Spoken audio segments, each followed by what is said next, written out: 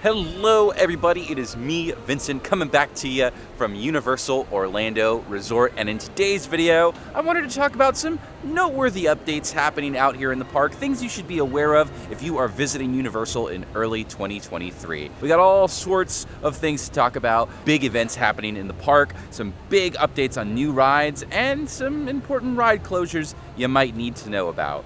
So welcome to the latest episode of VincentVision. Wachow! Hey everybody, it is me, Vincent. Welcome back to VincentVision. Welcome back to my channel. If you haven't already, please be sure to give this video a like and subscribe if you're looking for more fun Universal videos. I know the video just started and you haven't seen it yet. You don't know if it's gonna be fun or not, but I think this is going to be a fun one. There's some pretty cool stuff happening around Universal at the start of 2023, and I want to show you guys some things to be aware of and things to look out for if you are visiting the parks at the start of this year. The first order of business we got to talk about is that Universal is getting ready for one of its big 3 events in just a couple days. What are the big 3 events, you ask? Well, there's Halloween Horror Nights, there's the holidays here at Universal, and there is Mardi Gras, which is going to be going on all the way from February until April. Mardi Gras is a really fun time of year to be here at Universal. There's food all around the resort. There's a really fantastic parade that goes on. And as of something that's been going on for a couple of years now, we have the Mardi Gras Tribute Store. And I am here in the park today for the very first annual pass holder preview of the brand new store. Now this one is kind of interesting because this is the first time that the Tribute Store, which is a seasonal overlay store for those special events, is actually out in Hollywood. Normally, it's been by the Revenge of the Mummy. That's been closed. They moved down to the Hollywood street, and they have a brand new store for the Mardi Gras season. I was able to go check it out today. I always love to see what they do with these stores, the creativity that goes into them, and I gotta say, in their new location here, they did a pretty good job. It's a pretty cool store. Very well themed. It's got 4 rooms, just like all the other tribute stores. I think the coolest thing about this particular tribute store is the use of space. For those who may or may not know, this used to be 3 different buildings on the Hollywood street. You had the annual pass holder lounge, you had a store for photos, and then you had the Williams of Hollywood, which is like a prop shop where they sold a bunch of stuff from the parks. Now it is all the Mardi Gras Tribute Store, and each room is very distinct, very well themed. It's very well decorated for the space that they have.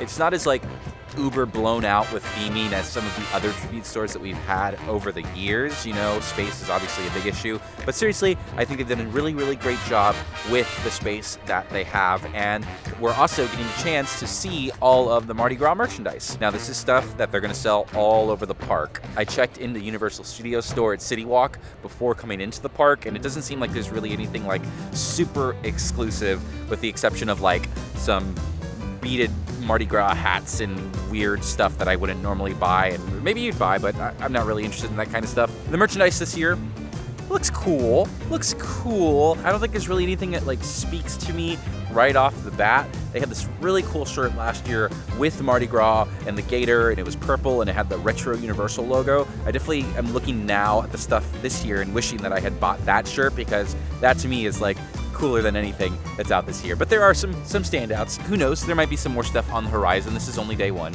but this is going to be your best centralized location to get your Mardi Gras merchandise. Something I do like compared to the last tribute store is the pictures that you can pay. Normally, before any tribute store opens, they have this opportunity where you can hey, pay $130 and they'll put your picture in the store. This year, they've actually put them on bottles in the speakeasy part of the store, so your face is on a bottle of bourbon, and I think that's really great. I kind of wish I'd bought one for myself in Elliston, because that's a really cool way to integrate people into the store. And then the cool thing is you get to take it home when you're done. So if spots do open up for that, maybe I'll get one. I don't know. Maybe. But it is cool to see some familiar faces and just people in the store like that. I think the only really big challenge I see with this tribute store is that it is a lot smaller than the old one. Spacing is going to be an issue, and I think especially right when the event starts, it's going to be very popular. It'll get easier to get into as the event progresses, but if this is going to be the tribute store for Halloween Horror Nights and even the holiday stuff, I could expect there to be a line all the time. Last year's Halloween Horror Nights tribute store had a line all the time, and that was for the big one in New York.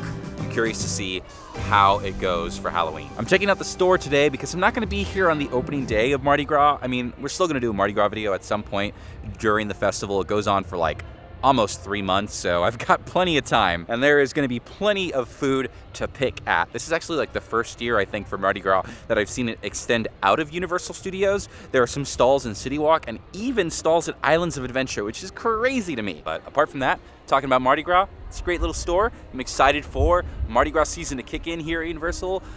Liza Ton, Bon Tom. You know what I'm saying. I'm saying the phrase. I'm not gonna make myself look silly, but look forward to Mardi Gras. Can't wait. And on the topic of food, it is lunchtime here at Universal, and I've actually used this opportunity to check out a brand new quick service restaurant here in the park, Cafe La Bamba. This is where you're gonna be able to find Mexican style food in the park, and I am happy to say that it is pretty good. I like it a lot. It is a little bit of a biased review though, something you should know about me. I love burritos. I'm obsessed with burritos. And right now, this is the only place in the park where you can get yourself a burrito. This building has been here for a while. It actually was used for the VIP tours that they do in the park for a couple of years now. And I think when the park first opened up, it was a Mexican restaurant too, but now it's open again, opened a couple weeks ago, and they are serving quick service Mexican food here in the park. And that is really great. First, I didn't know if the restaurant was open. The doors were all closed, but you can go on in. This is gonna be one of those restaurants where mobile ordering is preferred. You don't have to only mobile order, you could ask. They have a register at the front. It's a very big restaurant. There's a lot of space in here actually, but they do a good job. It's really clean in here, it's really nice, and I'm happy to say that the burrito that I got was really, really tasty. I got a burrito with chips and queso. I'm excited to come back here. I think this is actually a really great addition to the park. It wasn't super busy in there right now. I'm assuming it's because it's a slower season and they keep the doors closed, even though it's open. I could definitely see this place getting really, really busy and popular during the summer. I kind of wish though that like with it being like basically a Chipotle style restaurant where you like order your food on the app how you want it, I wish you could just like get in a line like you would at a Chipotle. They have 2 food lines there and they're not really using them right now. You just kind of go to the table and then order your food and it comes to you. So I hope that changes because, I mean, I love picking my food out at Chipotle. It's a really, really great restaurant, and if you're here in the parks, you should absolutely check out Cafe La Bamba. Something else that's very exciting that you're gonna see in the next couple months here at Universal is construction updates on VillainCon, Minion Blast, the newest ride here at the park. Now we know about this ride already. It was announced by Universal a while back. This is going to be a ride in the Despicable Me universe where you're going to be attending VillainCon here at Universal Studios, where you will be trying out to be the latest member of the Vicious Six. On this ride, you are going to get a blaster and you're going to be in what Universal calls a motion-based pathway, and you're going to be shooting stuff. That's all we really know right now. Not too much construction is happening in this area right now, but we are getting some cool stuff, some nice little fun bits to work with. The entrance of the ride is starting to take shape. There are banners advertising VillainCon, and I'm excited for the ride, but I'm also excited to see more about what Universal is now calling Illumination Avenue, which is going to be the main stretch as you enter the park. What used to be the Monsters Cafe is going to be home to more stuff. As you can see, there's a whole bunch of construction, and we don't really know exactly what's going to be there yet, but I do think it being called Illumination Avenue versus like Minion Avenue or something like that means this is going to be an opportunity to meet more Illumination's characters. Maybe the Secret Life of Pets, maybe some more Minions, maybe some more whatever Illumination ones there are kind of drawing a blank right now. I'm curious to see how that goes. I think if this ride is going to be how it is, this is going to be a ride that's not going to have a high requirement. Anybody's going to be able to get on it, and to me, that is a big win. Excited in the next couple of months to see what becomes of the old Shrek 4D building, and hopefully get on VillainCon sometime in summer 2023. And the adventure continues here at Islands of Adventure, my favorite park. By the way, I'm gonna say it in every video, not too much happening at IOA right now. No new rides coming, no major events happening, but there are some pretty important things to be aware of if you're visiting here in early 2023, and that is ride closures. Now, some of these are pretty normal. A lot of these rides here in the park have yearly refurbishment times, including some of the water rides. Popeye and Bluto's Bilge Rat barges will be closing from February 13th to March 10th. 2023. So if you're looking to ride the water ride at this time of year, which I don't know why you would, normally February is pretty darn cold, it'll be ready for you just in time for spring break.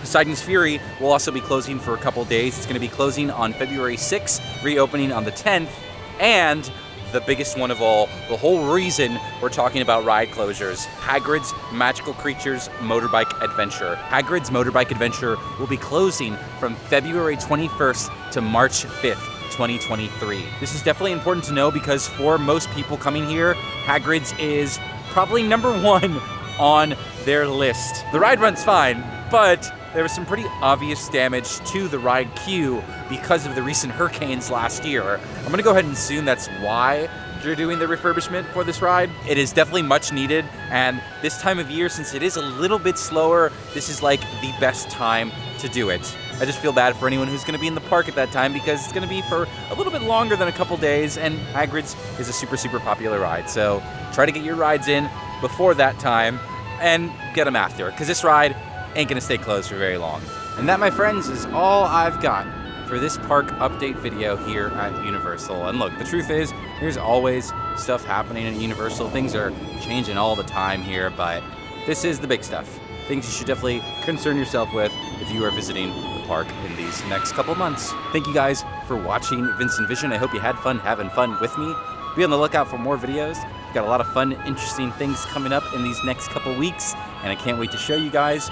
And while we're at it, why the heck not? If you have any video ideas about Universal that you'd like to see, whether it be specific restaurants, places, ideas, I'd love to hear it. Why the heck not? Leave a comment down below with your ideas. I bet they'd make a good video. But until then, I'm gonna get on out of here. It is really hot. Thank you guys for watching another VincentVision, and I'll see you guys at the next one. Bye-bye.